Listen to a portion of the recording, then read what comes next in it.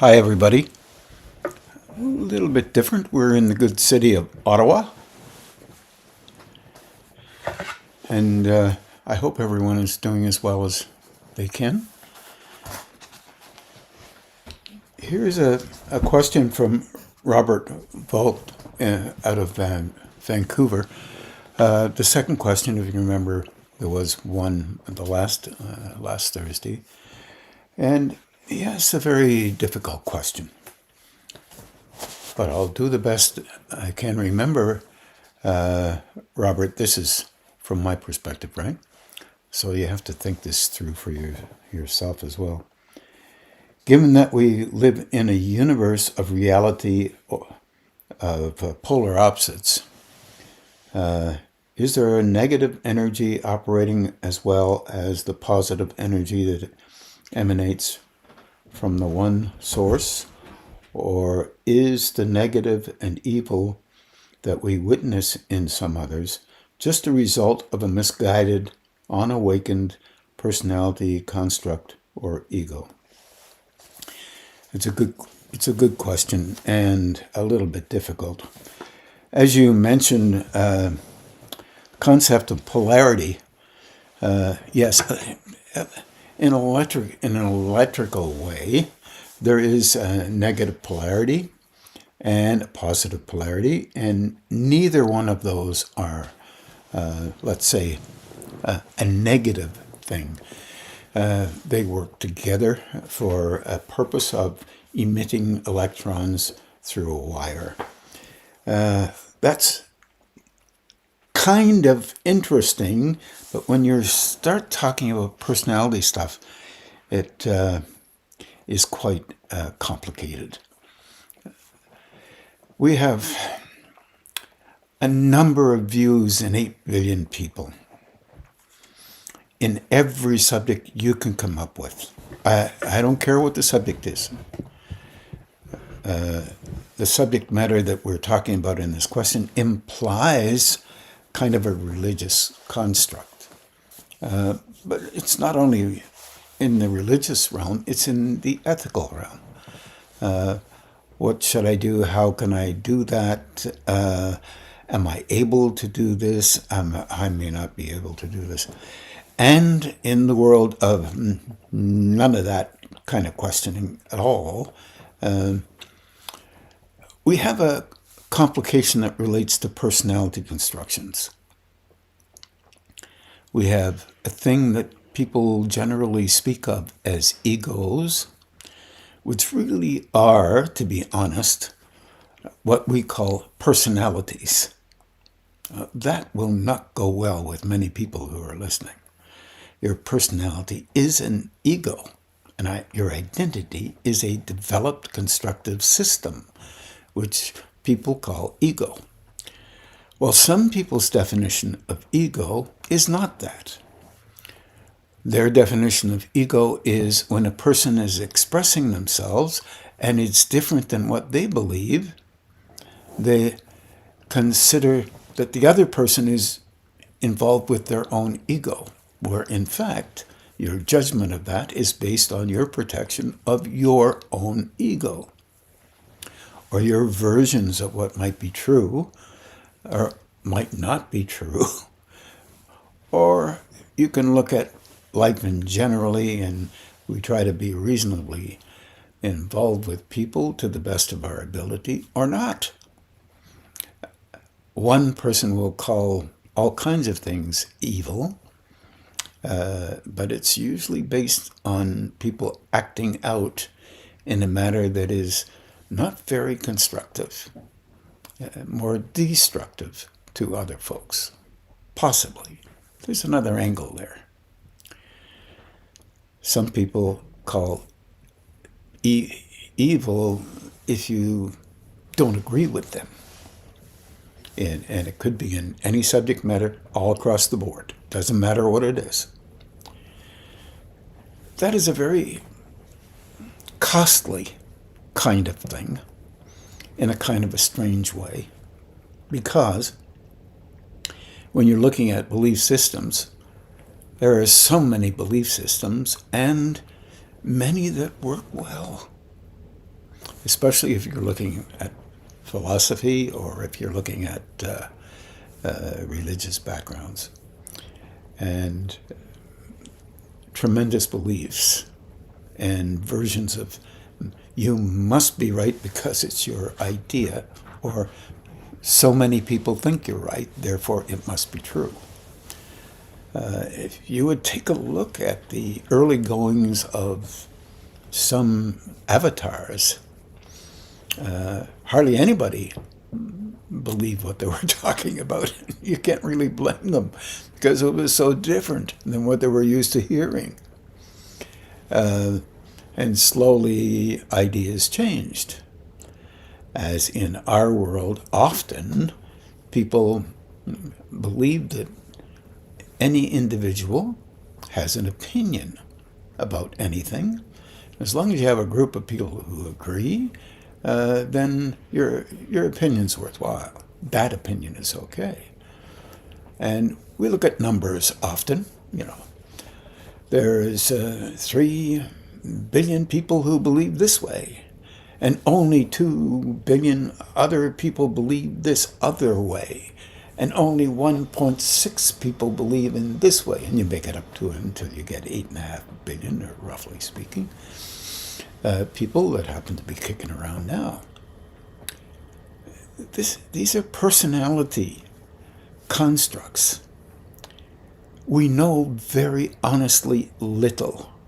We believe a tremendous amount. And that is not uncommon in our world. Our world is a materially focused construct world. And so we try to find things that can be in common with people so we can be helpful to each other. At least that is one method.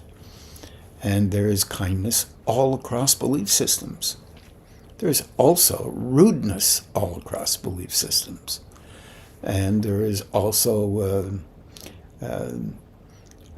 a sense of self-worth across belief systems that poo-poos anybody else's belief systems. These are humanity-made. Very rarely are there people who have engaged with higher states. From my understanding perspective, you have your own, that would say if they were engaged with higher states, that other constructive systems developed in different parts of the world would be negative. But of course, that relates to your experience, your belief system, and the way you want it to be.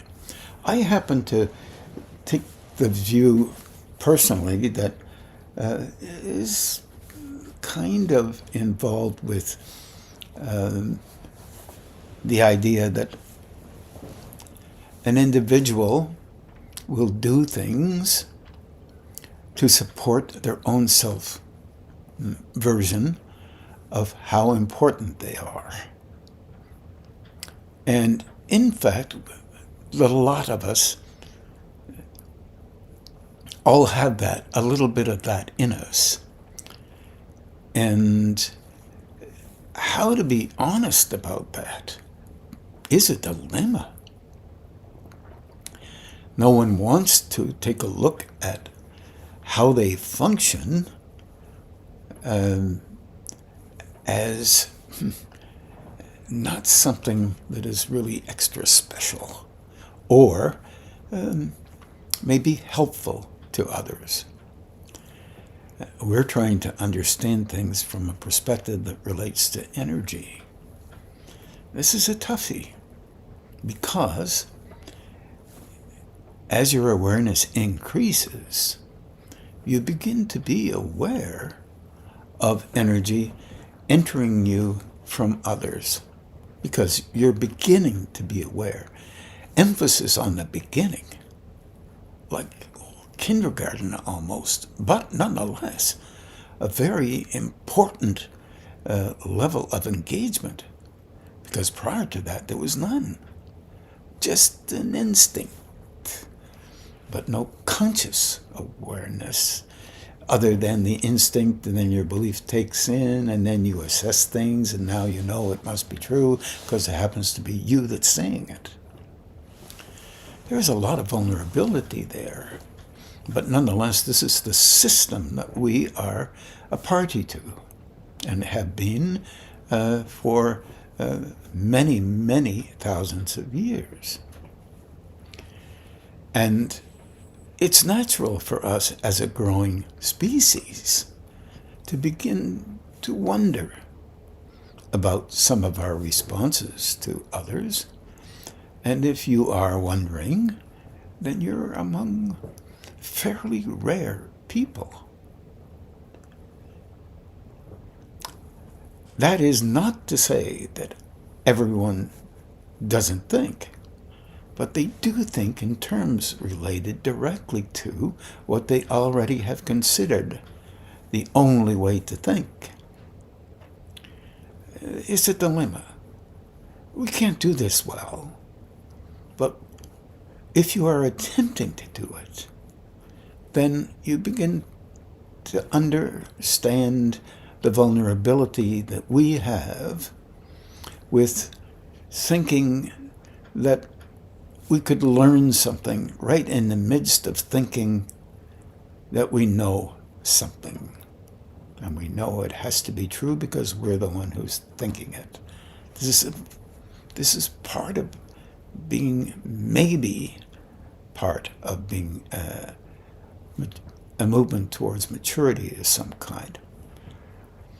Not sure that there is a definition for maturity yet in our world that is the apex of a definition, because from what we engage with and what we see within ourselves from time to time, maturity has many definitions, and they're really protective definitions.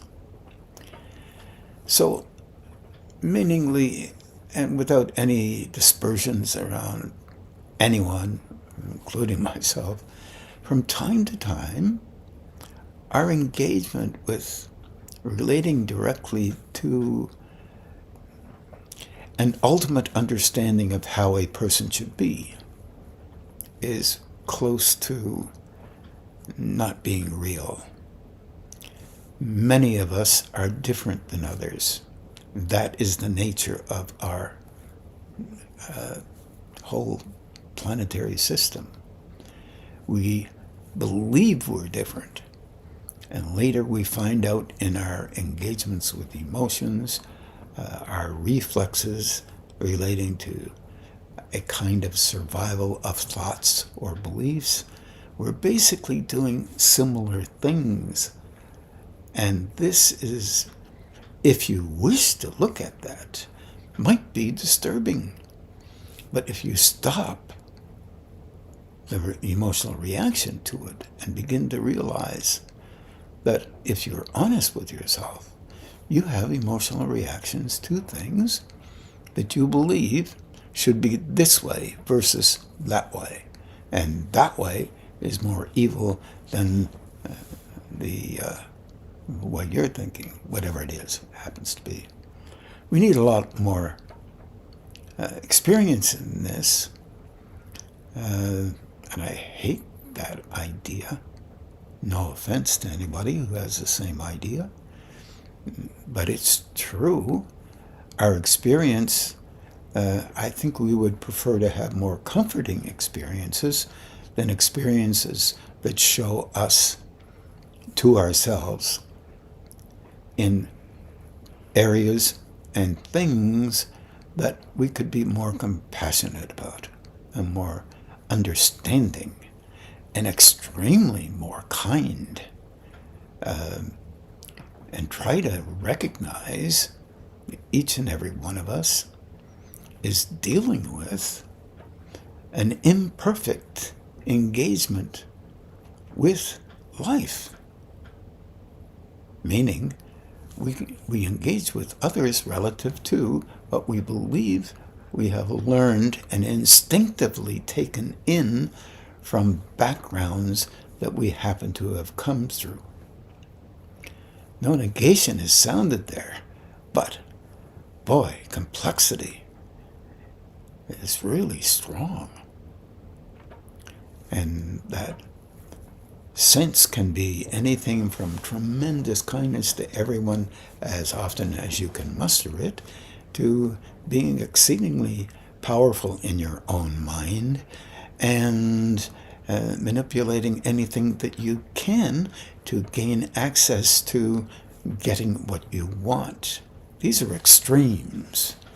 We live in the midst of those extremes, and we're not too interested in recognizing that at times we touch on either extreme and a whole bunch in the middle, because that puts us in a place where we don't like what we do. And depending on what your sense of worth and the need that it has to be comforted, and your vulnerability inside, and your fear of being let's say, uncovered by how you see things, and of what merit that would mean, what importance would that be, then you would protect those images that you've engaged and constructed with or without your knowing. So this is a very, very, very difficult question to make a one-sentence answer to, but a very important question to ask oneself as they live in their lives. How am I doing? Is this all about me? Or is this something I'm attempting to learn, and I'm vulnerable to the idea of learning something that I cannot see currently and don't wish to? This goes, each individual is just a composite and a metaphor for corporations of any kind whatsoever. So, as we've been talking about over the years, this idea of being respectful of others in their journey is really not an easy thing to do, because there are obvious things that hurt all of us. And those things can be different in the eyes of any of us who have different ways of thinking than others do. Keeping that idea in mind means that there will be many things in your life that you will protect against thinking might be valuable. Even inner growth. You may already think you've attained a great level of engagement with that inner growth. The wonderful thing about that, from my point of view, is that there is a wondrous, loving flow entering into every person on the planet, my particular view. What you do with that is related to how you love the images that you've already constructed. That's sobering. Then you judge others based on that principle. If they're not exactly like you, or you will always, if you're really so vulnerable, you always think you're the only one that can be helpful. And we all have that kind of vulnerability to some degree. See it where it is, and don't gloss over it as if it doesn't exist for you, because it does.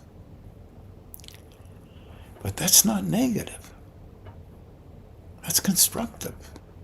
That's engaging with an opening that relates to loving. And we have a hard time handling love where it doesn't suit our view of the world. This is the nature of what we are. We're young as a species, and we are growing. And there are many ideas that are helping us to grow. And hopefully one day, it's not only the ideas that we're perceiving, but it becomes more experiential. And we attempt to make sense of it differently so that it includes everyone instead of only small groups or big groups, as we were talking about, of how one should be to be truly spiritual. That includes definitions, which really ends up being names. This is difficult. As I said, this is a complex idea. And Robert, I thank you for asking it. I'm not sure I did a perfect job, but it's in and around. I think it's important for you to see how you think, because you grow through you as others grow through them. Let's try another one. And this one is from Dominic Clark in Scotland. And he says, can you describe the difference in softening when you take a deep breath and relax any tensions compared to asking for a higher state, flow, God, to help soften? Oh boy. Wow. These are wondrous questions. I made a couple of notes here. Not so much. Let me try and give you a bit of an idea. I'll just repeat that. Can you describe the difference in softening when you take a deep breath and relax any tensions compared to asking for a higher state, flow, or God to help you? One of the things about breathing, and breathing has been a very fundamental thing in the East. Breathing is always attached to the personality. Everybody understand that? That's the thing you do to maintain being you. Personality formula is always attached to an engagement with you being the prime mover. The prime mover of any interaction, whether it be physical, emotional, or mental, or spiritual for that matter. If you understand that you, the personality, engage with life as the prime mover at this level in our species development. Okay, there. Our primary system. Now, you do deep breathing. If you do deep breathing, it will help you to relax to the point where your tension internally appears to be softer. Let me say that again. Where your tension internally appears to be softer. The appearance of gentleness and softness is important, but that is not diminishing the intensity you use to engage with life that is common in you in relating to a version of softness or letting go. However, it is important for you to, take a deep breath and calm your system down, because it utilizes the physical body, the vagus nerve, the parasympathetic system, it to some degree, and the emotional system softens a bit, And your mental, emotional attitude softens because you've intruded on it a technique that allows you to get to a place where you're about even with relaxing as you define it. And that's really important for us when we're engaged with things that are a little bit difficult for us. Or even if we're playing sports, doing something like this, you get yourself to calm down the emotion. Okay. All right. The next level. If you engage with doing the life map, did you mention the life map? Mm-mm. No, you didn't. Okay. Asking for help from a higher state. Here's a dilemma. When you first start doing that, I would say all the time when you're doing that, you turn the hands on. Yeah, you knew I was going to say that. You know how to do that. But it isn't necessarily true that you will attempt to do that. Because it's more normalizing for us just to dialogue. If you turn the hands on, remember the hands coming on a little different than your normal tensions or intensity relating to your personality. I have to emphasize that. Because hands can come on if you're intense inside. Hands will come on relative to your intensity. And you'll believe you're some great potentate because your hands are on. Your hands are on related to these physical planes. It's not what I'm talking about. But initially, that's probably what you'll perceive. And that'll go on, and if they come on real strong, you're going to be real happy. You're not going to try to do anything else, because you are the God. Basically. And in fact, that's not what I'm talking about. Or the higher self. I like higher states better. It happens to fit me and my personality. I'm not offended by any other verbiage, and I use other verbiages too. Because I think it's something we don't know an awful lot about, but it's beyond us. That's the emphasis. So the next step, when you're asking for help, turn the hands on. From my point of view, yes, I like the idea of that heart center coming on more because it seems to help the lower system. And I know that most of us like the lower systems that we have somehow along the line, and so we don't really want them to change. And that could be a reflex or not. But the heart center, when it comes on to appease and align with the lower system at first. Then it starts opening beyond it and starts affecting the lower system. But it can't affect it with power. It affects it with a letting go occurring so that it can enter and you can learn how to watch it flowing in you. So that's what I'm talking about when you're asking, if you were praying, for example. People pray for all kinds of things, and that's okay. That's what people do. So, but what you're doing is you have to let yourself go a tiny little bit, or you focus hard on what you think that higher state would be like. We have all kinds of things that we do, and any of them, do whatever you think is the right thing to do.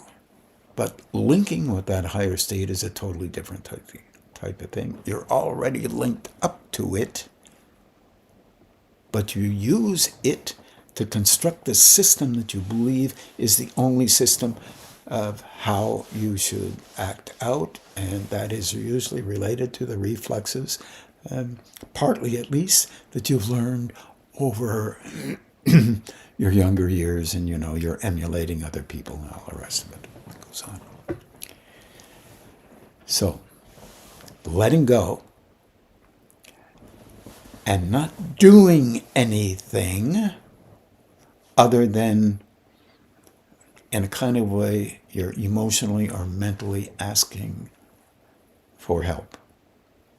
In a manner, if you can ask for help, in a manner that relates to you and your truly inner growth, spiritual growth, if you'd like to call it that, there will begin to be a link where energy can come in and help you in the places where you need help according to it, not according to you. Just hold that for a couple of seconds.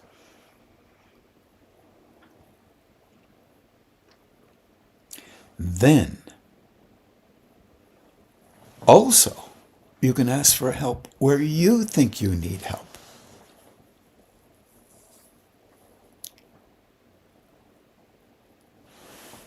But often our personalities interfere, and at our stages, rightly so, with that help. Because, honestly, our main focus is on maintaining how we are. And we do it not with any kind of negativity. We do it because that's the way it's been. And we are nervous. Can't say scared. Scared. Afraid of.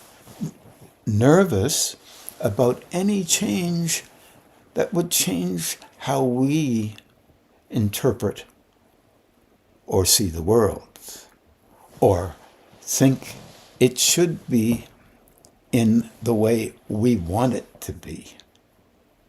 This is really quite normal. There's no negation in that. But we just don't know. We're nervous about this. You'll find this in a movement towards meditating. It'll be easy to meditate when nothing's happening. No internal change can be allowed because your fierceness is to maintain a focus on yourself being the same way that you have been before. No one can talk you out of it.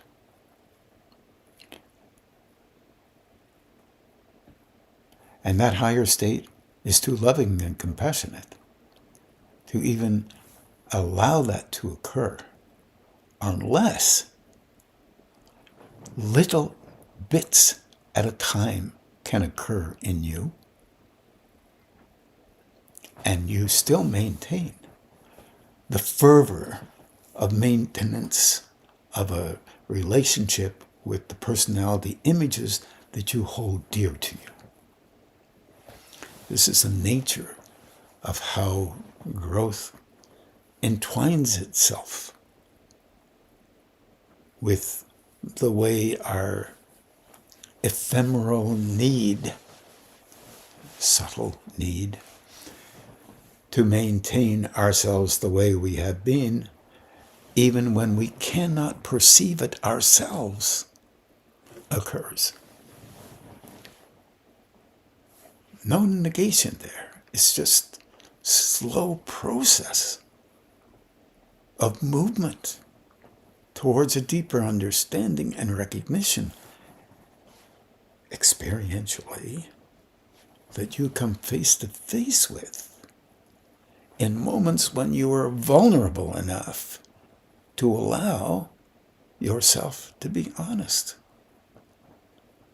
And then not judge you for it, or judge others for them doing what they can. And this is always difficult. Where it's more difficult, of course, is where you happen to love a partner. And we all have that difficulty. It's so interesting. You can be wondrously wonderful with everyone else, and then your partner, because you're supposed to be a certain way for them to love you, and they're supposed to be a certain way for you to love them, you see. And that would be very similar to you. But my God, if they were similar to you, you'd be aching with frustration because they would be showing you all the time, to you. Boy, has that ever happened in our world? So many times. But let's take a look at that other feature here. Yeah. Can you describe the difference? Wow! What happens when that link occurs between you and a higher state? You can be doing something and suddenly out of nowhere there is an engagement with a flow that has nothing to do with you. And you get to see it. Prior to that, you're always, you can act like as if, oh, there's a flow and it's special in me. Those are the words that really tell you that that's not true. That is a flow that can be created by you, and that is not a negative thing. It reasserts you. It's a love you have for you that you are allowing to happen so that you can feel worthy of being okay. This is complicated, not so simplistic as people would like it to be, and very difficult for us to listen to as well. So often I don't get into such kind of detail simply because it's hard to listen to. So this is my kind of thinking, one could say. If it makes some sense, think it through in terms that don't relate to making you feel bad. It's a bit, it's really interesting. I remember one time I went with a number of schoolmates to a place when I was in high school. And this gentleman was discussing an electron microscope, and none of us had seen it. And it was new in the marketplace a while ago. And we're looking through it. And he said, you can ask any questions you want. So I found this fascinating because when I was a little kid, there was this toy microscope that I had, and I would look at water and soap and salt and, the typical stuff that probably everybody does. And we got this in a junkyard, actually. But it was still working. And so I asked him about 6 or 7 questions in a row. I was engaged with the fascination of these little, small, moving, wonderful particles, bacteria. And it was wonderful because we don't see this world. And we can't see this world with our particular vision. So when we're looking inside ourselves, asking questions are okay. But demands about how right and wrong you are and others are, and that's not helpful. Why? Because it reifies, it stiffens up the same kind of understanding that you had before because you are basically protecting it. We all do this to some degree in our lives every single day. If we could slow it down just a wee little bit it would be a little scary. Because we do these things because we are vulnerable. And learning how to be honest with yourself changes the images that you've already constructed about you and how you are. Does not change the fact that you are a very wonderful being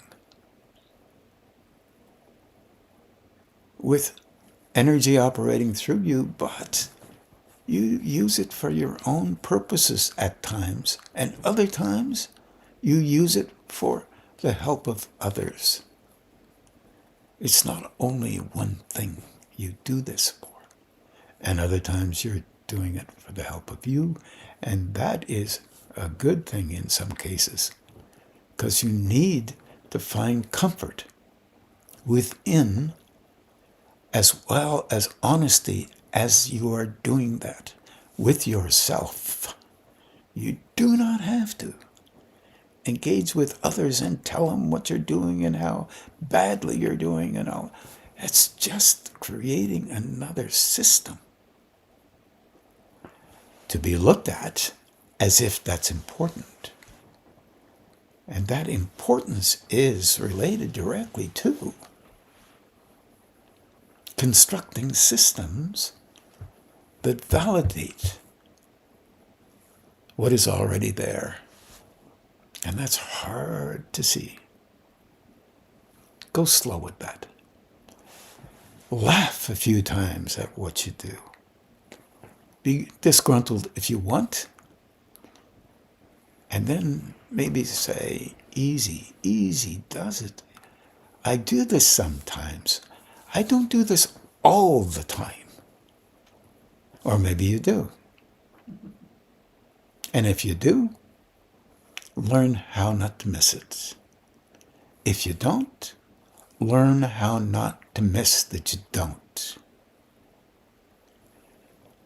Every one of us has moments of engaging with need and an ache to be at one with some level of growing that doesn't have to be protected.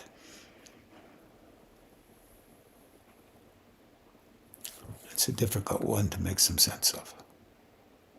But I wish you well in that. I wish me well with that too. Keep smiling. Let me see if this next question that he has is a shorter one. No, it's a little longer. And so let's hold it there for tonight. And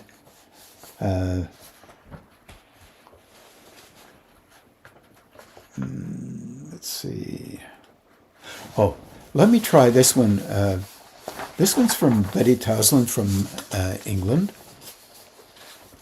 And she says, I'm still having a problem meditating. I really can't believe what's happening. When I try to meditate, I get anxious and get myself all uptight. I know it's ridiculous as I meditate every day. Betty, this is kind of normal. As you're growing, meditation is a fascinating engagement with kind of a tool for helping us. But it's also a tool that enables us to see deeper, not only within us, but in relationship to what might be real in terms of higher states. And there's a dilemma.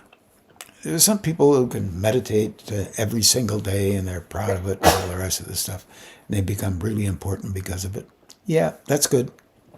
Keep doing it until one day you see you're becoming really important for doing it, and then do it and let go of that the best you can. And that will go slowly because It's part of the rigorous engagement we have with our personality creations.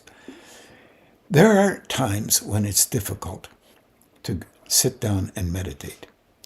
I often think, from my experience anyway, that those times when I didn't know there would be changes in me that I would find a little bit nerve-wracking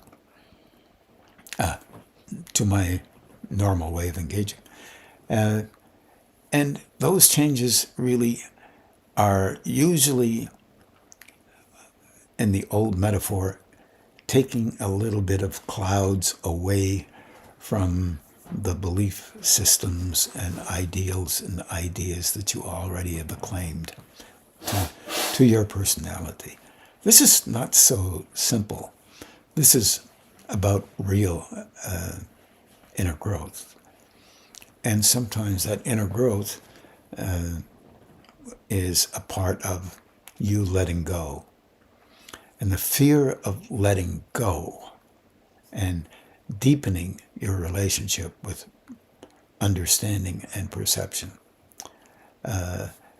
puts at bay anything that you already believe might be total and completely true, without any idea that whether it is or not, just current experience. So my best advice that I can only tell you what I have done in the past and would do again. Give me a hand with this, I say. I talk to those higher states. You can call them whatever you wish. They're not offended by what you call them. Give me a hand with this. I think I'm a little bit nervous about any kind of next stage growing for me, whatever that may be. I need help.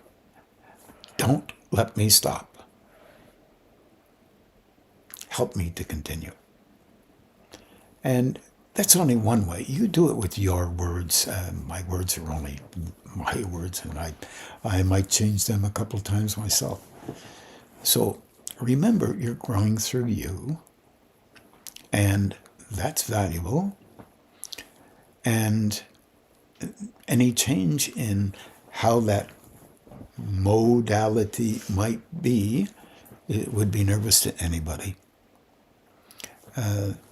So I do wish you well with that, Betty, and sounds like I might be seeing you relatively soon. Take care of yourself. And everybody else, take care of yourself as well.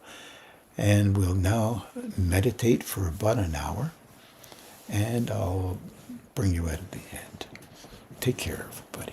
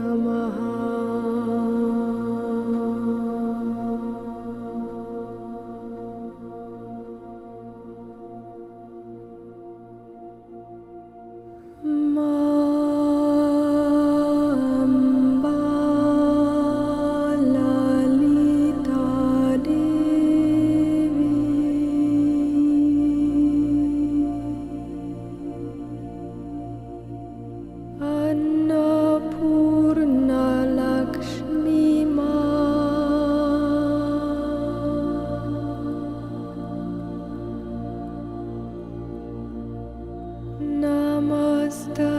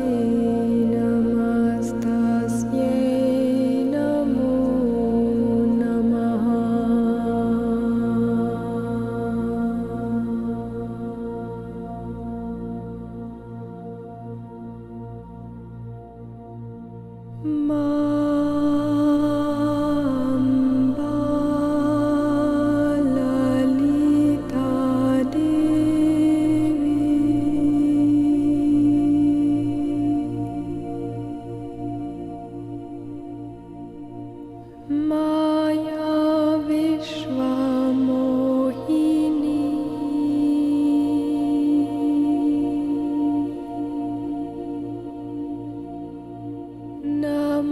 Namastasye Namastasye Namastasye Namo Namaha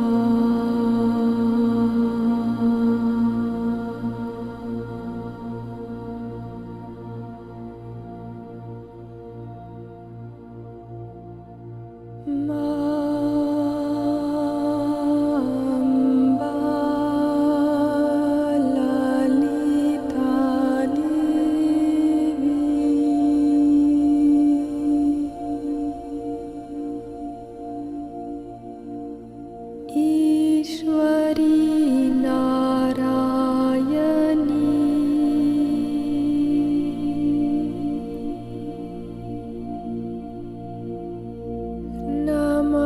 Namastasye Namastasye Namastasye Namo Namaha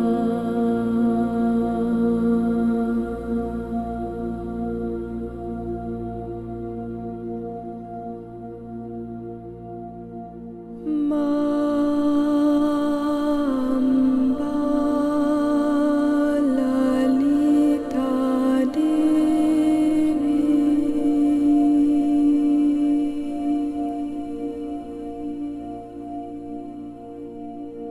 Nitya Parameshwari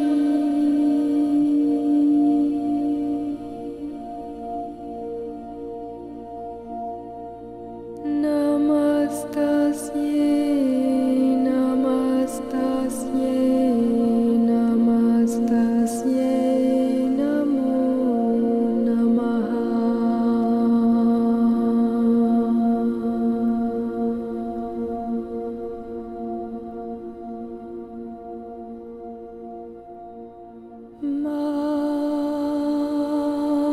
Mamba Lalita Devi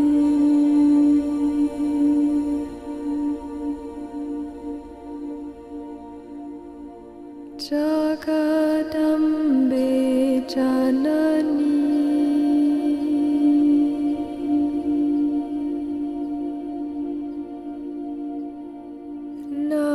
Namastasye Namastasye Namastasye Namo Namaha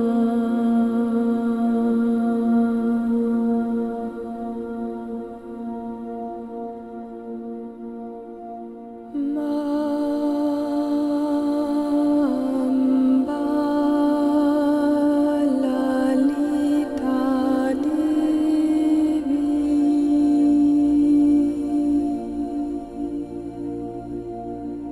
Tvam Ananda Sagari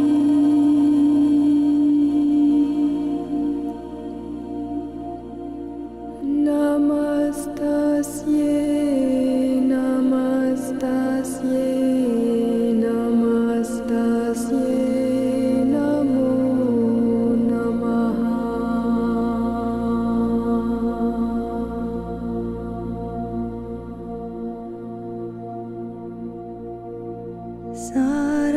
Sarvamangala Mangalye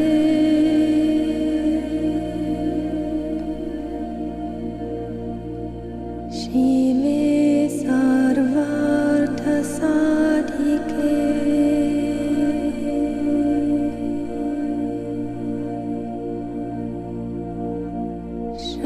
Sharanye Triambake Devi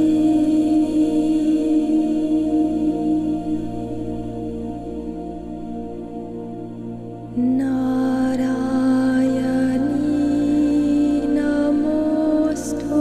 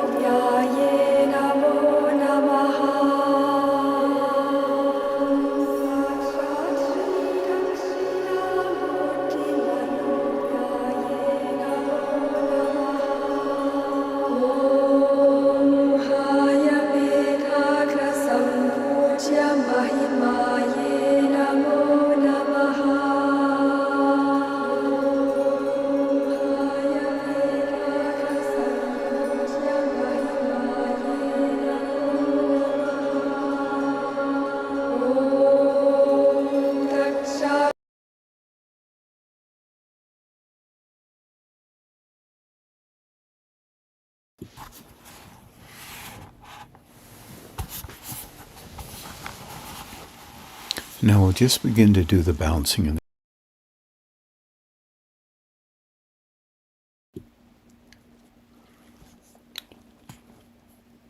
Not sure if you got that. We'll just begin to do the balancing and grounding.